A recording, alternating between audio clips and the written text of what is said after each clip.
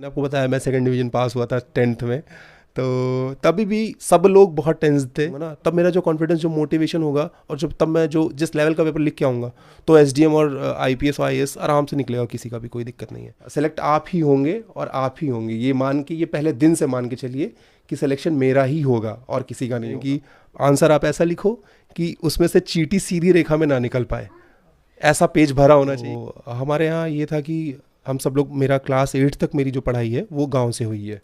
गांव में मेरे स्कूल था, वहाँ पे हम लोग जाते थे पढ़ते। लास्ट ईयर ही 2021 में मैंने मेंस दिया था, फिर इंटरव्यू दिया था और फाइनली मेरा सिलेक्शन 7 मार्क्स से नहीं हुआ था। नमस्कार, स्वागत है आप सभी का एक बार फिर से मोटिवेशन फैक्ट्री के शानदार प्लेटफॉर्म पर। मेरा नाम है अंकित शर्मा और आज के इस वीडियो में हमारे साथ मौजूद हैं पारितोष द्विवेदी सर।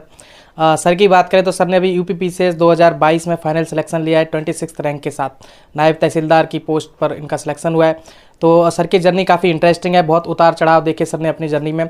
और इस वीडियो में हम सर की पूरी स्ट्रेटजी भी जानेंगे, किस तरीके से सर पढ़ाई करते थे और आप लोगों के लिए क्या हेल्पफुल हो सकता है इस वीडियो में, वो हम जरूर करेंगे। कि स्ट्रेटजी बताना हो गया, आपको मोटिवेट करना हो गया, वो तमाम सारी बातें, ताकि आपकी जर्नी भी आसान रहे। चैनल पर अगर नए हो चैनल को सब्सक्राइब कर लेना, वीडियो पसंद आए वीडियो को लाइक करना, और आप लोगों के कोई भी क्वेरीज होता है मुझे डायरेक्ट इंस्टाग्राम पर भी मैसेज कर सकते हो, लिंक डिस्क्रिप्शन में मिल जाएगा, और आप कमेंट करके भी हमें बता सकते हो। तो सर बहुत बहुत शुभकामनाएं आपको इस अचीवमेंट्स के लिए, और बहुत बहुत थैंक यू कि आप हमें अपना कीमती समय दे रहे हो, और स्वागत है आपका मोटिवेशन फैक्ट्री पर। थैंक यू सो मच, और आपका आने के लिए बहुत बहुत शुभकामनाएं। और मेरा नाम जैसे सर ने बताया कि पारितोष द्विवेदी है, और स्टार्टिंग में अभी मुझे 2022 में नायब तहसीलदार का पद मिला हुआ है, और मैं शुक्रिया करना चाहता हूं आपके चैनल का कि आप आए। Thank you. Thank you sir. मैं जानना चाहूँगा कि जिस दिन आपका रिजल्ट आया उस दिन के बारे में थोड़ा मैं जानना चाहूँगा, क्योंकि जब तैयारी कर रहे होते हैं तो काफ़ी बहुत मोटिवेशन लेना पड़ता है। तमाम लोगों की वीडियोस देखते हैं कि वो ऑफिसर बन गया, हमारा कज़न ऑफिसर बन गया, हमारा फ्रेंड ऑफिसर बन गया। जिस दिन आप फाइनली ऑफिसर बने तो उस दिन के बारे में सर थोड़ा बताओ, कैसा वो दिन रहा, और रिजल्ट का आपको किसने बताया, आपने फिर किस किस को बताया, वो सारा दिन कैसा रहा? अब कहते हैं ना कि प्रत्यक्ष को प्रमाण की क्या आवश्यकता होती है, तो आप मेरे गले से समझ सकते हैं कि मैं कितना चिल्लाया होऊंगा उस दिन। तो बेसिकली ये था कि पता था कि फ्राइडे को रिज़ल्ट आ रहा है, मॉर्निंग से ही टेलीग्राम वगैरह पे तो आप जानते ही हैं सब शुरू हो जाता है। तो आइडिया था कि आज रिज़ल्ट आएगा, पर ये था कि मैं लाइब्रेरी गया था फिर भी, कि थोड़ा डिस्ट्रैक्टेड रहेंगे, पढ़ेंगे। तो शाम को वापस आया, तब तक रिज़ल्ट नहीं आया था। फिर वही 7 बजे के आसपास वापस आके बैठे थे। तो मेरे भैया हैं, तो वो जानते हैं कि मैं थोड़ा नर्वस और थोड़ा हो जाता हूँ, तो वो मेरे रूम में आके बैठ गए ऊपर। तो हम लोग बस वही डिस्कस कर रहे थे, मैं मूवी चला के मैं मूवी देख रहा था। मैं मतलब बिल्कुल दिमाग उधर डाइवर्ट कर ही नहीं रहा था। तो फिर भैया खोल के बैठे हुए थे, वेबसाइट देख रहे थे, स्क्रॉल कर रहे थे बार बार। फिर उन्होंने देखा मेरी तरफ, ऐसे अचानक से देखा, तो मैंने कहा क्या हुआ? बोले आ गया। मैंने कहा खोलो आ गया तो फिर क्या ही करना है।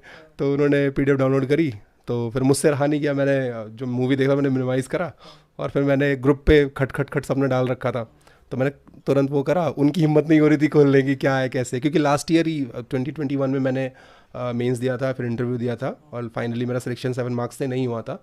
तो उस चीज़ का थोड़ा एक था कि होगा या नहीं होगा, क्या चीज़ें हैं। बहुत ही आप जानते ही हो कि बहुत ही वैसा है ना कि आप कुछ प्रेडिक्ट नहीं कर सकते हो कि होगा या नहीं होगा, क्या चीज़ें हैं।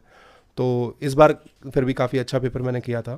तो फिर मैंने खोला, और भैया जब तक डर रहे थे तब तक मैंने खोला, और मैंने भगवान का नाम लेके रोल नंबर टाइप करा, और देखा कि पेज पे पहले ही नंबर पे लिखा हुआ था, मतलब मेरा जो नायब तहसीलदार के में पेज में 26th रैंक और पारितोष द्विवेदी। मैंने फिर फिर मैंने बताया कि हो गया। फिर वही है कि सेलिब्रेशन शुरू हो गया, कॉल्स आनी शुरू हो गई। फिर रात के 1 बजे 1:30-2 बजे तक कॉल्स आई, और फिर मेरा कज़न है प्रिंस, उसने कॉल करा कि बस अब फटाफट आ जाओ, मुंबई आना है तुमको, कुतवाली सरप्राइजेज़ है। तो फिर बस मैं वहाँ चला गया, थोड़ा सा 1-2 दिन घूम के फिर आया हूँ। मैं समझ सकता हूँ आपकी फीलिंग सर। शब्द कम पड़ जाते हैं जब ऐसा कुछ अपने जीवन में होता है। तो सर मैं जानना चाहूँगा, आपको नायब तहसीलदार की पोस्ट मिली है, तो बहुत सारे बच्चों को इसके बारे में कम पता होता है, SDM और DSP इसका ज़्यादा वो रहता है। तो इस पोस्ट के बारे में थोड़ा बताओ, ताकि जो बच्चे वो भी जान पाएँ। देखिए, नायब तहसीलदार का पद भी ये समझ लीजिए कि जो तहसील होती है, तहसील में 3 मजिस्ट्रेट्स होते हैं बेसिकली। मजिस्ट्रियल पावर मिलती है इनको, राजस्व का और मजिस्ट्रियल पावर, दोनों चीज़ें ये जैसे भूमि का विवाद हो गया और बाकी सारी चीज़ें हो गई, तो ये सारी इनकी कोर्ट्स भी लगती हैं टाइम टू टाइम, की कोई मैटर है जिसको लेकर के 2 पक्ष हैं, तो इनमें लोग दलीलें भी करते हैं, सारी चीज़ें ऐसे होती हैं। फिर और बाकी जो है यही काम है जो एसडीएम का काम है। कभी कभी एसडीएम अपने काम डेलीगेट कर देता है कि आप ये चीज़ें देख लीजिए, इंस्पेक्शन पे जाना है, बाहर देखने जाना है, तो सारी चीज़ें हैं, बाकी सुविधाएं सारी जो होती हैं वो सारी होती हैं इनके पास भी, और यही है। ओके। सर मैं आपके फादर साहब के उन शब्दों के बारे में जानना चाहूँगा, जब उनको पता चला तो उनके क्या शब्द थे, आपने कॉल किया होगा उनको, वो थोड़ा सर बताओ। मेरा जो सबसे पहला कॉल था वो मेरे फादर को था, क्योंकि वो हमारे यहाँ पे हमारे साथ यहाँ नहीं थे, वो ग्वालियर में है, उनका छोटा मोटा व्यापार है वहाँ पे। तो उनको सबसे पहले मैंने कॉल करा, क्योंकि मम्मी हैं, भाभी थी और बच्चे थे और भैया थे, सब लोग थे, तो पापा ही नहीं थे बस, और बहन की शादी हो गई है। तो पहले मैंने सबसे पापा को कॉल करा, फिर सिस्टर को कॉल करा। तो पापा को कॉल करा तो उन्होंने बताया कि मतलब वो भी ऑब्वियस सी बात है, फिर वो भी वहाँ पे जहाँ रहते हैं उन्होंने सबको फिर बताया सारी चीज़ें। बहुत खुशी हुई उनको भी कि दोस्तों वीडियो में आगे बढ़ने से पहले मैं आप सभी लोगों का 1 मिनट लूंगा, क्योंकि बहुत सारे एस्पिरेंट्स कमेंट करते हैं कि भैया एनसीईआरटी कहाँ से करें, प्रीवियस ईयर कहाँ से करें। अगर आप सिविल सर्विस की तैयारी कर रहे हो तो हमेशा टॉपर्स रिकमेंड करते हैं, टॉपर्स आपको सजेस्ट करते हैं कि अगर आपको बेस मजबूत करना है तो एनसीईआरटी में बेस मजबूत होगा, और आपको प्रीवियस ईयर तो करना ही करना है, वो बहुत महत्वपूर्ण होते हैं। तो एनसीईआरटी के लिए आपको मैं एक किताब रिकमेंड करूंगा, ओसवाल बुक की तरफ से आती है। इसमें आप देख सकते हो one for all, state PCS UPSC सबके लिए बहुत कारगर साबित है। और इसमें आपको ओल्ड एनसीईआरटी न्यू एनसीईआरटी दोनों कंसाइज आपको मिल जाएंगी। 6 to 12 तक हिस्ट्री के लिए किताब है ये, इसका प्रिंट भी बहुत अच्छा है, आप लोग इसको जरूर चेकआउट करें। और दूसरी किताब मैं आपको बताऊंगा प्रीवियस ईयर के लिए, वो किताबें हैं, इसको आप देख सकते हो, भी ओसवाल की तरफ से ही आपको आता है। इसमें 28 साल के, जो पिछले 28 साल के यूपीएससी में सवाल पूछे गए हैं प्रीलिम्स के लिए, वो सारे इसमें आपको देखने को मिल जाएंगे। तो प्रीवियस ईयर करना बहुत जरूरी है। तो इन दोनों किताबों के लिंक मैं डिस्क्रिप्शन में डाल दूंगा, वहां से जाके चेकआउट कर सकते हो। Thank you sir. मैं अब आपके बचपन के बारे में थोड़ा जानना चाहूँगा, किस तरीके का आपका बचपन रहा, शुरुआती पढ़ाई लिखाई आपकी कहाँ हुई और किस तरीके से आप रहे। बचपन के बारे में थोड़ी बात करें तो शुरुआत हमारी गांव से हुई है। हम बेसिकली सुल्तानपुर के रहने वाले हैं, वहाँ छोटा सा गांव है सूर्यभान पट्टी। हमारे फादर और हमारी पूरी फैमिली वहीं रहती थी, और फिर फादर ने जॉब के लिए, फादर बाहर चले गए, ग्वालियर चले गए। फिर हम बेसिकली हमारा जुड़ाव जो है कृषि से ही है, व्यापार तो समझ लीजिए कि छोटा मोटा ऐसे ही कुछ, बाकी फादर मेरे पूरे कृषि करते हैं, सारी चीज़ें अभी भी करते हैं। तो हमारे यहाँ ये था कि हम सब लोग, मेरा क्लास 8 तक मेरी जो पढ़ाई है वो गांव से हुई है। गांव में मेरे स्कूल था, वहाँ पे हम लोग जाते थे, पढ़ते थे। फिर 9-10 में, क्योंकि मेरे भैया का, आशुतोष भैया हैं, उनका सिलेक्शन जो है कह सकते हैं कि आप, मतलब उनका एंट्रेंस क्वालिफाई हुआ इलाहाबाद यूनिवर्सिटी के लिए। तो फादर ने बोला कि आप भी भैया के साथ ही जाके रहो, 9-10 वहाँ से करो। तो फिर मैंने 9-10 वहाँ से किया। फिर मैं बहुत अच्छा स्टूडेंट तो नहीं था स्टार्टिंग में। फिर उसके बाद 11th-12th के लिए फादर ने सबको यहाँ इकट्ठा किया कि अब सब लोग यहाँ रहते हैं, थोड़ी पढ़ाई ठीक करते हैं। तो 11th-12th मैंने लखनऊ से किया है।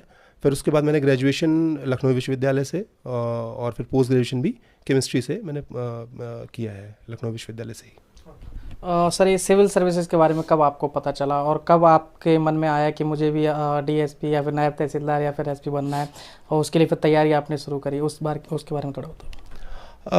सुनते आते थे आस पड़ोस के कुछ लोग, जो भी इन्फ्लुएंस करते थे, वो लोग जो होते हैं, हमें सुनाई देता है कि कोई हो गया।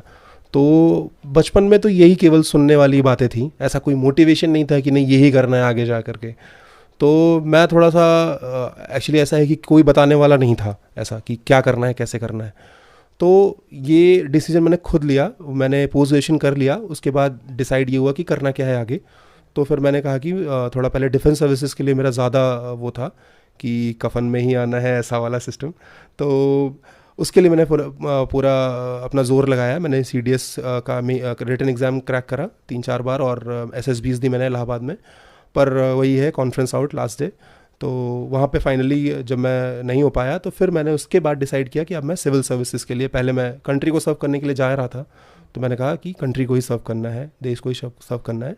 तो फिर मैंने सिविल सर्विसेज के लिए अपना रुझान बदला। ओके सर, अभी मैं आपकी रणनीति जानना चाहूँगा, किस तरीके से आप तैयारी करते थे, और जब सीरियस आप टेबल पे बैठ गए और आपने मैप लगा लिए और चार्ट्स लगा लिए, उसके बारे में थोड़ा बताओ। सर पहले आप रूटीन बताओ कि आपका जब सीरियस पढ़ाई कर रहे थे तो रूटीन कैसा रहता था सुबह से शाम तक का। सुबह से शाम तक अगर मैं रूटीन बताऊं तो मैंने ये डिसाइड किया था कि मैं करंट अफेयर नहीं छोड़ूंगा डेली का, और साथ साथ ये रहेगा कि कम से कम 6 से 8 घंटे मुझे अच्छी प्रोडक्टिव स्टडी करनी है।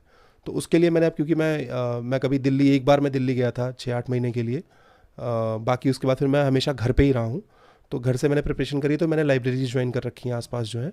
तो वहाँ मेरा ये तो शेड्यूल ये रहता था कि मैं 10 बजे पहुँच जाऊँ और रात के 8 बजे तक, 9 बजे तक, जब तक मुझे करना है, क्योंकि बीच में लंच करने के लिए 1 घंटा इधर उधर तो थोड़ा बहुत होता था। बाकी मैं 8 घंटे साउंड स्टडी मैं वहाँ पे आराम से बैठ के करता था। तो ये स्टडी रहती थी। सर आपने हिंदी मीडियम से सारी पढ़ाई लिखाई करी और हिंदी मीडियम से ही आपका एग्ज़ाम भी आपने दिया, तो हिंदी मीडियम और इंग्लिश मीडियम में कोई आपको फ़र्क नज़र आया या फिर थोड़ा ज़्यादा मुश्किल हुआ हिंदी मीडियम से? हिंदी मीडियम इंग्लिश मीडियम कोई ऐसा कोई खास फ़र्क नहीं है, लेकिन ये है कि एक जो मतलब मेजर जो चीज़ मुझे दिखती है वो ये है कि इंग्लिश मीडियम में जो आप आंसर्स लिखते हो, क्योंकि आपको 3 घंटे में 20 आंसर्स लिखने होते हैं, तो आपके पास थोड़ी सी एज होती है क्योंकि आपको पेन उठाना नहीं पड़ता है बार बार, आप लिखते चले जाते हो, आपके आंसर्स कंप्लीट हो जाते हैं। हिंदी मीडियम में क्या होता है कि आप लिखते हो, पेन उठाते हो, सीरो रेखा आपको खींचनी होती है जो ऊपर की लाइन होती है, तो उसके साथ साथ आपको पूरे 20 क्वेश्चन करना और उसको विद इन टाइम 3 घंटे में कंप्लीट कर देना पेपर। और जैसे कि हमारे दिव्यकीर्ति सर हैं, वो बताते हैं कि आंसर आप ऐसा लिखो कि उसमें से चींटी सीधी रेखा में ना निकल पाए, ऐसा पेज भरा होना चाहिए कि सीधी रेखा में चींटी नहीं निकल पाए। तो फिर वो मेरी वही एक स्ट्रैटेजी है कि मैं पेजेस एक भी नहीं खाली छोड़ूंगा, मैं पूरी कॉपी भर के आऊँगा अच्छे से विद कंटेंट सारी चीज़ें।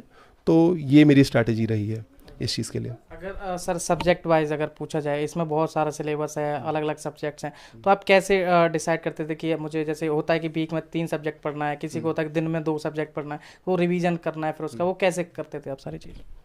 मैं बेसिकली जैसे आपने कहा कि जैसे मैं 15 डेज़ में डिवाइड कर लेता था अपने मंथ्स को, कि इन 15 डेज़ में मैं पेपर 1 को अच्छे से दूंगा।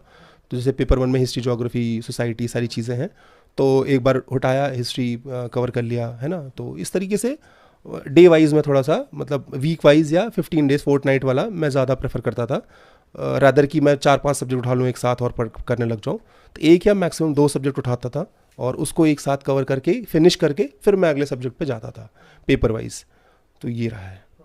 सर आपने अभी ऑफ कैमरा बताया था आपका ऑप्शनल केमिस्ट्री पहले आपने चूज़ किया था, फिर आपने शिफ्ट कर दिया ज्योग्राफी पे। तो सर ये बहुत सारे बच्चों के साथ होता है और इससे फिर आगे चल के उनको प्रॉब्लम भी होती है। वो इंटरेस्ट पहले उनका केमिस्ट्री में होता है, फिर पढ़ते रहते हैं उसको, बाद में दूसरा सब्जेक्ट पता चलता है वो ज़्यादा स्कोरिंग था या फिर उससे ज़्यादा जल्दी सिलेक्शन हो जाता। तो सर इसके बारे में थोड़ा बताओ, इसके क्या पैरामीटर्स होते हैं कि बच्चे को क्या पैरामीटर्स पे खड़े उतरना है कि ये चीज़ हमें देखनी है तब हम ऑप्शनल सेलेक्ट करें? केमिस्ट्री के साथ एक जो प्रॉब्लम थी वो ये थी कि उसको रिटेन करना काफ़ी मुश्किल होता है, सिलेबस काफ़ी बड़ा है केमिस्ट्री का, तो वो प्रिपेयर करना, फिर उसमें प्रैक्टिस बहुत लगती है, रिएक्शंस आपको नोट लिखने हैं और बार बार नोट लिखना है। फिर अगर आप उसको प्रिपेयर नहीं करते हो अच्छे से तो आप एग्ज़ाम में उसको प्रोड्यूस नहीं कर पाओगे एज इट इज़। तो थोड़ी रटने वाली चीज़ें ज़्यादा हो जाती हैं उसमें, आपके दिमाग में चीज़ें होनी चाहिए। आप रिएक्शन देखने के बाद आप समझ जाओ कि हाँ यही रिएक्शन है, इसी का मैकेनिज्म लिखना है मुझे। तो वो चीज़ें थोड़ा सा मुझे लगा कि ये मुझसे रटने वाला हल्का सा मैं इसमें रह जाऊँगा। तो कोचिंग मैंने पूरी करी थी, मैंने बहुत अच्छा पढ़ाते हैं सर, तो सब कुछ किया था, मेरे पास नोट्स सारे हैं। पर मैंने जब ये देखा, अपने प्रीवियस ईयर क्वेश्चंस देखे, सारी चीज़ देखी, तो मुझे लगा कि इसमें मैं कहीं ना कहीं थोड़ा सा नहीं कर पाऊँगा। इसलिए मैंने दूसरा ऑप्शन, मैंने ज्योग्राफी या भूगोल मैंने चूज़ करा। वो मुझे इसलिए बहुत पसंद है क्योंकि जो साइंस बैकग्राउंड रहा है मेरा, तो फिज़िक्स, केमिस्ट्री, मैथमेटिक्स से मेरा पुराना रिश्ता है, तो उसकी वजह से मुझे ज्योग्राफी का जो फिज़िकल ज्योग्राफी वाला पोर्शन है वो बहुत अच्छे से समझ में आता है और मैं बहुत ज़्यादा कंफर्टेबल उसमें हुआ जब मैंने उसको पढ़ा एक बार। तो मुझे लगा ये मैं बहुत आसानी से थोड़ा सा मैं, और ये भी था, इसका एक पैरामीटर ये भी होता है कि अगर आपके जीएस के पेपर्स में अगर ये हेल्प कर रहा है तो ये सोने पे सुहागा है। ये पेपर 1 में भी पूरा एक 1/3 पोर्शन कवर करता है ज्योग्राफी, पेपर 3 में कृषि का जो पोर्शन है ना, ये सारी चीज़ें, तो एक अच्छा खासा पोर्शन ये हमारे जीएस के पेपर में करता है। तो इस वजह से मुझे लगा कि मैं ज्योग्राफी ऑप्शनल अच्छे से कर सकता हूँ। राइट सर, ऑप्शनल की काफ़ी ज़्यादा भूमिका होती है इस एग्जाम में। जैसा कि एस्पिरेंट जो वेब सीरीज़ थी, अगर आपने देखी हो तो उसमें भी ऑप्शनल के ऊपर पूरा एक एपिसोड बना दिया था उन्होंने। तो सर इसका बेस्ट सीक्वेंस क्या होता है? जैसे बच्चे तैयारी कर रहे हैं, पहले प्रीलिम्स के लिए पढ़ना चाहिए या फिर पहले ऑप्शनल खत्म करना है या फिर आंसर राइटिंग शुरू करना है, कैसे इसका सीक्वेंस क्या होता है बेस्ट? मैंने जब प्रिपरेशन शुरू की 18-19 में, तो मुझे ये था कि मैं मेंस को कमांड करता हूँ पहले। उस चक्कर में मेरा 19 का प्री और 20 का प्री थोड़ा सा 20 का तो मैंने आपको बताया क्या हादसा हुआ था, तो उस वजह से मेरा 19 का प्री रह गया कि मैंने पूरा फोकस करा कि मेंस करते हैं अच्छे से, क्योंकि मेंस ही के मार्क्स हैं 1400 मार्क्स जो आगे जाके हमें सिलेक्शन दिलाएंगे या नहीं दिलाएंगे। तो मैंने उस चीज़ पर ज़्यादा फोकस करा। फिर आफ्टर टाइम मुझे समझ में आया कि नहीं, प्रीलिम्स भी उतना ही इंपॉर्टेंट है और इतना कट थ्रोट कंपटीशन है कि 6 लाख, 3 लाख, 4 लाख जितने भी बच्चे बैठते हैं उनमें से आपको 5000, 6000 में आना है। सीट्स वैसे भी काफ़ी कम है आजकल। तो उस वजह से ये हुआ कि नहीं, प्रीलिम्स के लिए भी अब अच्छा मतलब हमें देना पड़ेगा। तो मैंने प्रीलिम्स के लिए जितने लिस्टिंग होती हैं टॉपिक्स की, जैसे आप मान लीजिए ज्योग्राफी की बात करें, हिस्ट्री की बात करें, तो उसमें जैसे एक चैनल है स्टडी फॉर सिविल सर्विसेज, ज्ञान सर चलाते हैं उसे, तो उसमें जो उन्होंने लिस्टिंग का एक उन्होंने कंपाइलेशन देते हैं, लिस्टिंग देते हैं, वो काफ़ी अच्छा रहता है। उससे मैंने काफ़ी फैक्ट प्रिपेयर किए जो कि सीधे पेपर में मिल जाते हैं। और करंट अफेयर के लिए जैसे मैंने घटना सार आती है, घटना चक्र आती है, और रामायण वीडियो सर देते हैं, उत्कर्ष द्विवेदी सर हैं, उनका भी इस बार सिलेक्शन हुआ है, तो वो देते हैं रामायण वीडियो। वो मैं ये 2-3 चीज़ में फॉलो करता था ताकि मेरा प्रीलिम्स बहुत अच्छे से निकल जाए। तो प्रीलिम्स के लिए ये स्ट्रैटेजी रही है। सर अगर मैं अब आपके मोटिवेशन के बारे में जानना चाहूँ, जैसा कि थर्ड अटैम्प्ट आपका था, काफ़ी समय लग गया आपको, 4-5 साल आपने तैयारी करी, तो अपने आप को मोटिवेट कैसे रखते थे? जैसे पहला अटैम्प्ट में नहीं हुआ, फिर दूसरे में नहीं हुआ, तो कैसे बाद में वो पावर आती थी कि नहीं फिर से बैठना है, मुझे फिर से 10-10 घंटे पढ़ाई करनी है? तो क्या आपका सोर्स ऑफ मोटिवेशन था? कहते हैं ना कि जब आप गिरे ही हो, आप सबसे मतलब आप सबसे नीचे वाली सीढ़ी पे ही हो, तो आप उससे नीचे तो जा नहीं सकते, आप कुछ भी करोगे उससे ऊपर ही जाओगे। तो मेरे लिए यही मोटिवेशन था कि मैं जहाँ हूँ वहाँ मैं जो हूँ उससे नीचे तो मुझे कोई ले नहीं जाएगा। तो मैं आज से जो भी चीज़ें अपने में इन्हांस कर रहा हूँ वो मुझे कहीं ना कहीं बेटर बनाएंगी कभी ना कभी। तो इसीलिए मैंने बस डीमोटिवेशंस तो आप जानते ही हैं, सिविल सर्विसेज का एक पार्ट है। आप प्रिपरेशन शुरू करते हैं तो आपके साथ साथ डिमोटिवेशन चलता है, हर रोज़ आपके साथ डिमोटिवेशन चलता है। आपको बस उसको साइड करके पीछे कर देना होता है कि नहीं, अभी तुम्हारी ज़रूरत नहीं है मुझे, अभी मुझे पढ़ना है, मैं पढ़ लूँगा, फिर देखते हैं फिर क्या होगा। और जब आप एक अच्छी साउंड स्टडी 8 घंटे कर लेते हो ना, तो फिर आप डीमोटिवेटेड कभी नहीं हो सकते हो। अगर आपने दिल से, मन से, आप लाइब्रेरी में बैठ के, घर पे बैठ के, जहाँ पे भी आपको सुटेबल लगे, अगर आपने साउंड 8 घंटे स्टडी कर ली, बच्चे वही डिप्रेस होते हैं, मैं भी डिप्रेस हुआ हूँ, ऐसी कोई बड़ी बात नहीं है, मुझे भी डिमोटिवेशंस रहते हैं, लेकिन मैंने ये चीज़ ऑब्जर्व करी है कि मुझे डिमोटिवेशन कब आया, वो केवल तब आता था जब मेरी 2 दिन पढ़ाई नहीं होती थी। तो इस चीज़ को लेकर के मैं ये कहना चाहूँगा कि अगर आप साउंड स्टडी 8 घंटे अगर डेली कर रहे हैं और अगर आप अपने लक्ष्यों को पूरा कर रहे हैं जो आप डेली बना रहे हैं, तो आप कभी भी डिप्रेस नहीं होंगे। और आपको मैं कहता हूँ बहुत मोटिवेशन जो आप चैनल स्क्रॉल करते रहते हैं उसकी भी कभी ज़रूरत नहीं पड़ेगी। आप आराम से जो आपको सही गाइडेंस जो दे सकता है आप उससे भी जुड़े रहें 1-2 लोगों से, तो भी आपका अच्छे से काम चल सकता है। सर अगर मैं अब गलतियों की बात करूं, मिस्टेक्स की बात करूं, क्योंकि आपका 3-4 साल 5 साल का एक्सपीरियंस है, तो आपने ऑब्जर्व किया होगा ये मिस्टेक्स अगर आप नहीं करते तो आप फर्स्ट अटेम्प्ट में क्रैक कर सकते थे। तो वो क्या क्या मिस्टेक्स आपकी रहीं जो वो जब ज़रूर उनसे बच्चों को हेल्प होगा, तो वो आप बताइए। सबसे पहले तो आप लोग प्रीलिम्स को बिल्कुल हल्के में ना लें, क्योंकि प्रीलिम्स इतना कट थ्रोट है जैसे कि आप जानते हैं।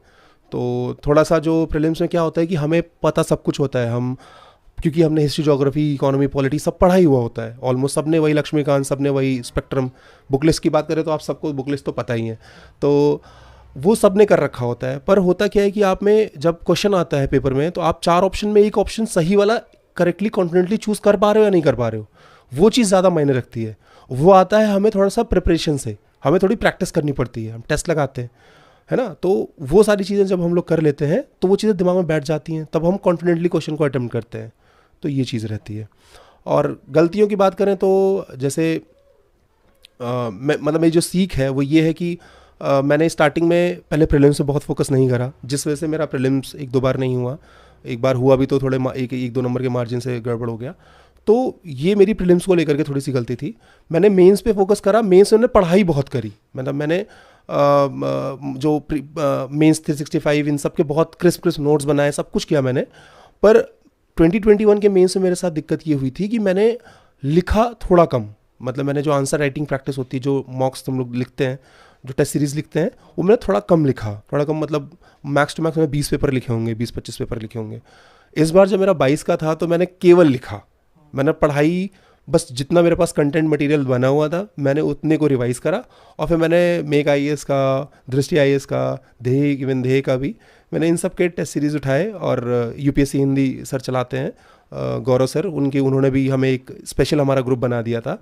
जो बच्चे 2021 में इंटरव्यू दिए हैं पर उनका कुछ नंबर से रह गया, उनका ग्रुप बनाया था 10 लोगों का। तो उसमें उन्होंने हमें सारी चीज़ें प्रोवाइड करते, टेस्ट वगैरह प्रोवाइड कर देते थे, हमारी कॉपी भी देख लेते थे। तो थोड़ी सी सबकी बहुत मदद मिली है, सबने बहुत अपना अपना कंट्रीब्यूशन किया है, बहुत सबको मैं आभार व्यक्त करना चाहूँगा इसी क्षण पे कि आप सभी का बहुत बहुत शुक्रिया।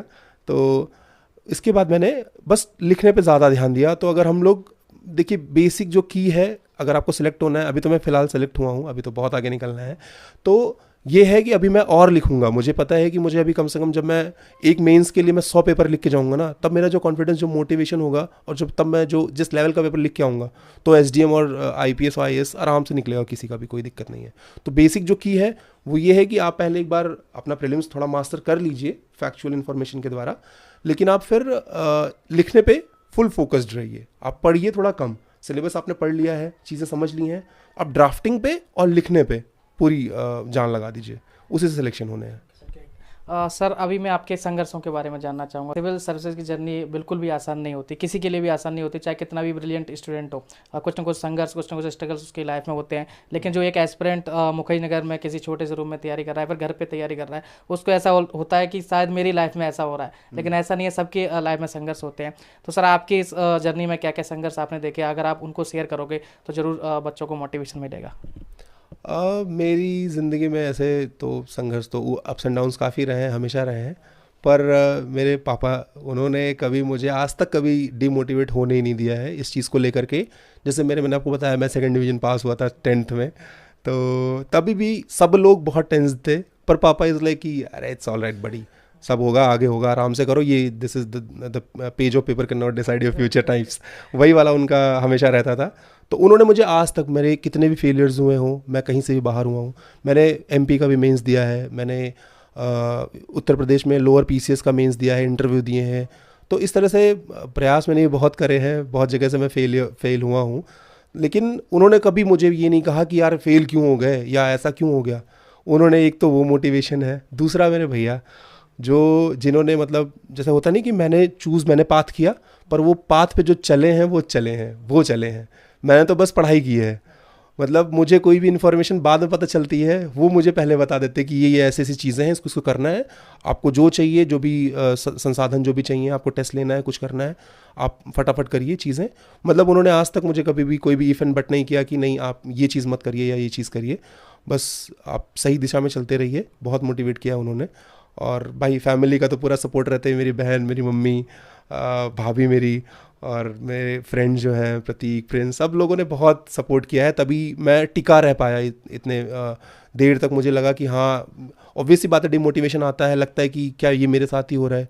और मैं तो घर पे रह रहा था, तो ये भी रहता था कि सब लोग से रोज़ मिल रहा हूँ, एक अलग टाइप का डिप्रेशन वो रहता था, कि दबाव रहता था कि नहीं, सबको फेस करना है, क्या चीज़ें हैं, कैसे हैं। तो पर माहौल बहुत अच्छा रहा, सबने बहुत साथ दिया, कोचिंग इंस्टीट्यूट्स ने भी और घर वालों ने भी, सबने बहुत साथ दिया, तो सिलेक्शन हुआ। अभी इंटरव्यू के लास्ट में सर, जो बच्चे पारितोष सर से इंस्पायर होकर तैयारी में आना चाहते हैं या फिर आएंगे, आपका इंटरव्यू देखेंगे तो उनको भी लगेगा कि मुझे भी बनना है नायब तहसीलदार, तो सर उनके लिए आपके क्या मैसेज होंगे, या फिर ऑलरेडी जो तैयारी में है, या फिर आपको लगता है कि इस इंटरव्यू में कुछ ऐसा छूट गया जो आप ऐड ऑन करना चाहते हो, आप अपनी जर्नी से जो सीखा हो बच्चों तक पहुँचाना चाहते हो, एस्पिरेंट्स तक आप कन्वे करना चाहते हो आपकी बात, वो सर लास्ट में आपके क्या संदेश, क्या मैसेज होंगे?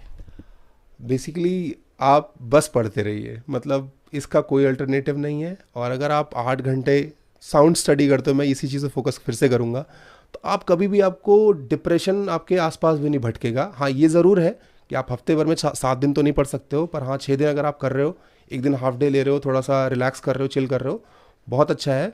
बहुत प्यार से, बहुत अच्छे से आप करते रहिए। और जैसे मैंने बताया, स्ट्रैटेजी में मैंने बताया कि राइटिंग पे ध्यान दीजिए और प्रीलिम्स को हल्के में मत लीजिए। तो यही सारी चीज़ें हैं, बाकी सेलेक्ट आप ही होंगे और आप ही होंगे, ये मान के, ये पहले दिन से मान के चलिए कि सिलेक्शन मेरा ही होगा और किसी का नहीं होगा, और किसी का हो ना हो फ़र्क नहीं पड़ता, पर सिलेक्शन मेरा होगा, एक सीट मेरी है। तो अगर ये कॉन्फिडेंस रख के आप चलते हैं, तो मैं ये गारंटी आप सबको देता हूँ कि आप भी किसी दिन यहाँ बैठे होंगे, सामने सर इंटरव्यू ले रहे होंगे आपका। ठीक है, चलिए sir, thank you so much, काफ़ी अच्छा लगा आपसे बात करके और मिलके। Once again congratulation for your success. I hope दोस्तों आपको काफ़ी कुछ सीखने को मिला होगा, जैसे पारितोष सर ने अपनी जर्नी को आप लोगों के साथ शेयर किया, उन्होंने अपने स्ट्रगल्स बताए, उन्होंने अपनी स्ट्रेटजी बताई, किस तरीके से उन्होंने तैयारी करी, आपको गाइड किया। और उम्मीद करता हूँ आपको वीडियो काफ़ी पसंद आया होगा। अगर अच्छा लगा है तो इसको लाइक कर देना, और आप लोगों के कोई भी क्वेरीज होता है मुझे डायरेक्ट इंस्टाग्राम पर मैसेज कर सकते हो, उसका लिंक आपको डिस्क्रिप्शन में मिल जाएगा। बाकी कमेंट्स बॉक्स में आप सभी आमंत्रित हैं, खुलकर अपनी बात रख सकते हो। और हमारे मुझसे भी कुछ पूछना चाहें अगर, तो कमेंट बॉक्स में आप पूछ सकते हैं, मैं वहाँ अवेलेबल रहूँगा सर के चैनल पे, तो मैं आपको सारी क्वेरीज वहाँ पे आपको सॉल्व कर दूँगा। और अगर सर कहेंगे तो उनका इंस्टाग्राम वगैरह का लिंक भी हम डाल देंगे, तो वहाँ भी आप सर से जुड़ सकते हो। और चलिए दोस्तों, यहाँ तक वीडियो देखने thank you so much, bye bye and take care.